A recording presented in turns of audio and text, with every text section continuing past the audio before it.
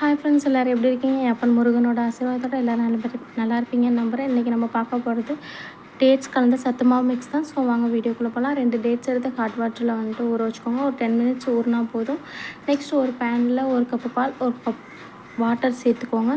பால் நல்லா கொதித்து வர வரைக்கும் வெயிட் பண்ணுங்கள். அதுக்குள்ளே நீங்கள் டேட்ஸ் ஊற வச்சு நல்லா ஊறிடுச்சு அப்படின்னா டேட்ஸில் இருந்த ஸ்கின்னை நல்லா ரிமூவ் பண்ணிவிட்டு சீட்ஸையும் ரிமூவ் பண்ணிவிட்டு நல்லா பேஸ்ட் மாதிரி எடுத்து வச்சுக்கோங்க. இப்போ பால் நல்லா கொதிச்சதுக்கப்புறம் நம்மளோட ஹெல்த் மிக்ஸ் 2 ஸ்பூன், ஒரு பிஞ்சு சால்ட் சேர்த்துக்கோங்க. இதுக்கப்புறம் கொஞ்சம் அந்த டேட்ஸ் ஊற வச்சுருந்த வாட்டர் எடுத்து ஆட் பண்ணிக்கோங்க. அதை வீணாக்காமல் ஹெல்த் மிக்ஸ்லேயே சேர்த்து கலந்து ஊற வச்சுக்கலாம். ஸோ இது ரொம்பவே குழந்தைங்களுக்கான ஹெல்த் மிக்ஸ் ரொம்ப ஹெல்த்தியாக இருக்கும். டேட்ஸ் கலந்து கொடுக்கும்போது அவங்க இன்னுமே ஸ்வீட்னஸ்க்காக ரொம்பவே விரும்பி சாப்பிடுவாங்க.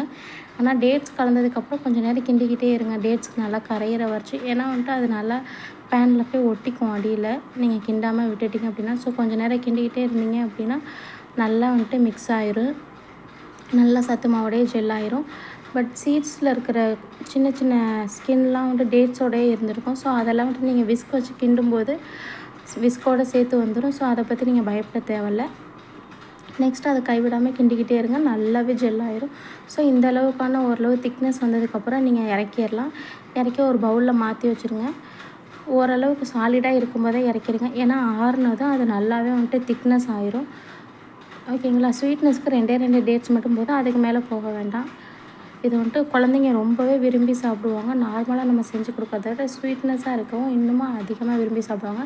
இதோட பாலும் சேர்த்துருக்கறனால அவங்களுக்கு ரொம்பவே டேஸ்ட்டாக தெரியும். ஸோ இது இம்யூனிட்டிக்கும் ப்ரோட்டீன் சத்தும் நிறைஞ்சதாக இருக்கும். தேங்க்யூ, பாய், சி.